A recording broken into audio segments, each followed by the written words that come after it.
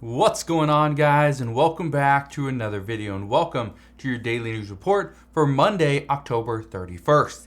Today is the final day of October, which means there's a lot of stuff that's happening starting this week. So if you have yet to be really get prepared, well, now is the time to do so, because I want to give you more of an economic update, explain what is going on and how we can actually get through this together. So if you have any questions whatsoever, please ask your questions down in the comment section below.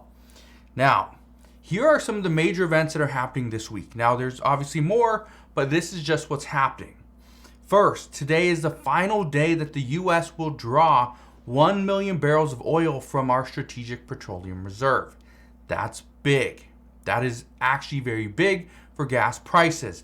As of right now, gas prices over the past month have been hovering right about that, on average $3.70 to $3.80 range here on the average gallon here in the US. But that's going to change. We also know starting tomorrow on November 1st, OPEC is going to be reducing their oil output by 2 million barrels of oil per day.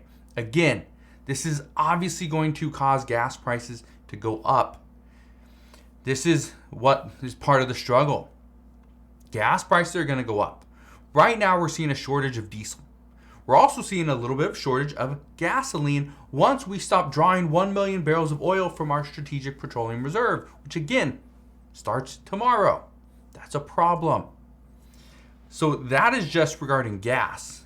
But also what's happening tomorrow on November 1st is the start of the FOMC meetings.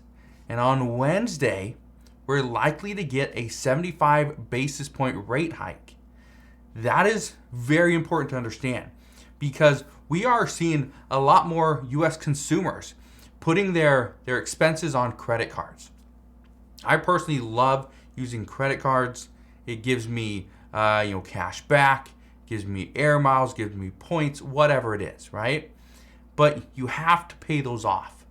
It's kind of one of those things that it's both good and bad. If you do not pay off your credit card, you get charged interest, which would eventually cost you even more money than just paying something in cash. So again, you got to understand the 75 basis point rate hike, which is likely coming on Wednesday, is most likely going to send your credit card payment up, or you're going to pay a little bit more in interest. So just be aware that's coming this week as well. Here's something that is not coming this week. However, this is really the final week. In just 8 days, we have the midterm election. This is something that we really need to keep an eye on. And I say this because over the next week, again, this is the final week, we're going to get Republicans are going to bash Democrats. Democrats are going to bash Republicans. We still got some, debates going on, right? They're doing campaigns. There's going to be a lot going on this week. But here's what you need to keep in mind. Even though this week is a very important week, a critical week, this is not going to determine, what happens, right? People have their minds made up. If you're going to vote for a Democrat, you're going to vote for a Democrat. You're going to vote for a Republican, that's who you're going to vote for. And this final week is probably not going to change that. But what happens next week, what happens next month, right? That's going to dictate what happens next year. And I say this because if we see Republicans win the House or the Senate, the issue there is we may not see any bill get passed in the next couple years. Or if it does get passed, it would have to be highly bipartisan. So just understand there's a lot at stake coming next week. All right? So I will fill you in on all those updates as soon as we get them.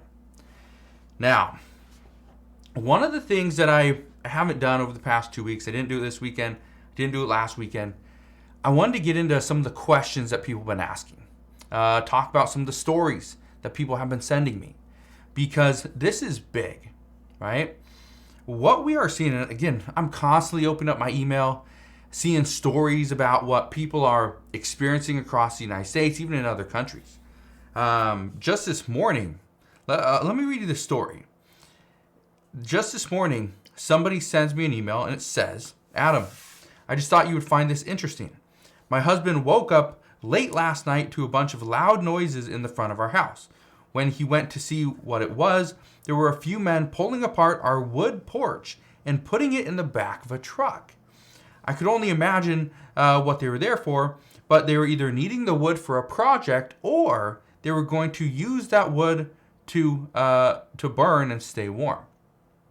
Now, I thought, well, that's interesting. Like, why would somebody take somebody's wood porch? That's a lot of work. Well, it is a lot of work, but I heard of somebody from somebody a few weeks ago. They're from the UK. This is what they said. They said that the city where they lived was removing all the park benches. There was no more park benches when you look throughout the city. Why? The city was taking them and putting them in storage because people were stealing them and using them as firewood.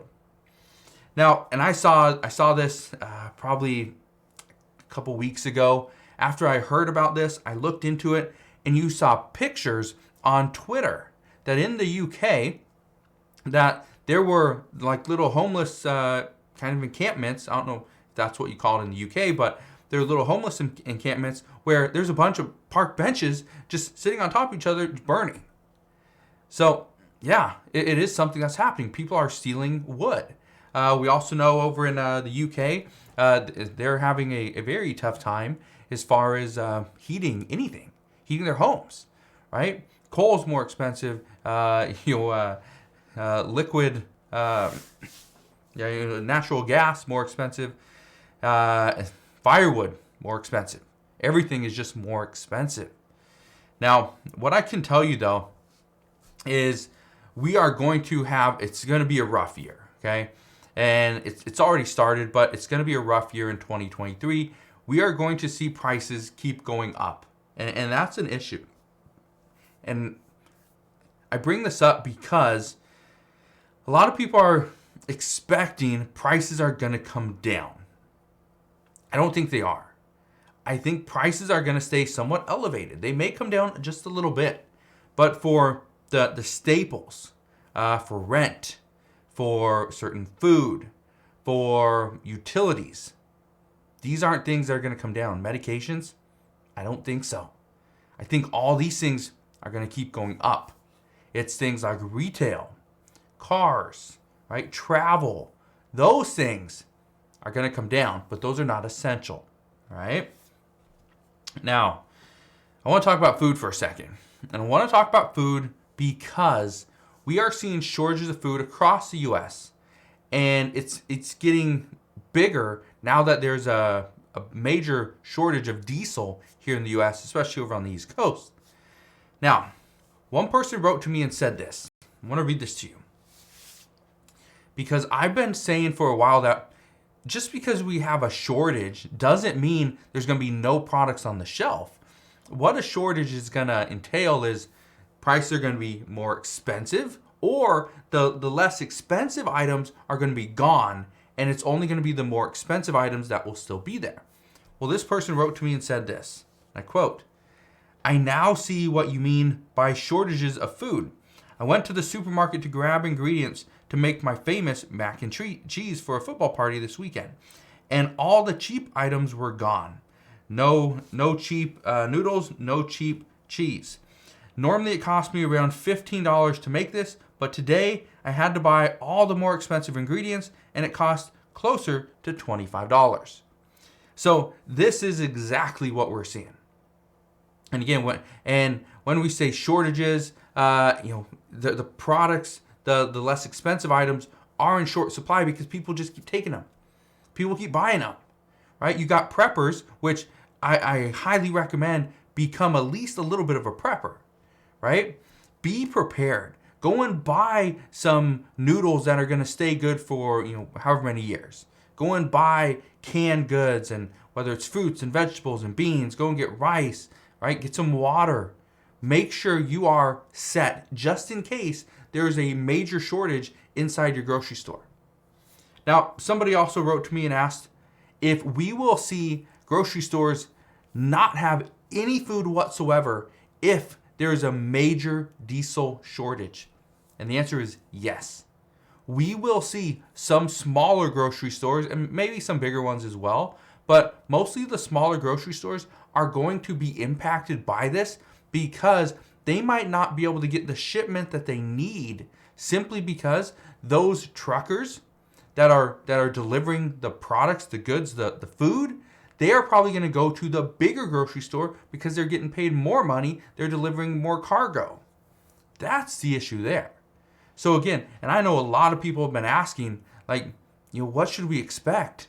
Well, we should expect higher prices, but also expect certain items will just not be sold.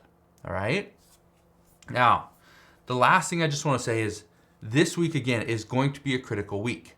But at the same time, this is just the start. It's going to start this week. We're going to have answers this week for as far as gas prices, what we're going to see there, as far as the FOMC meeting, what the rate hike is going to look like this week, but also coming in December.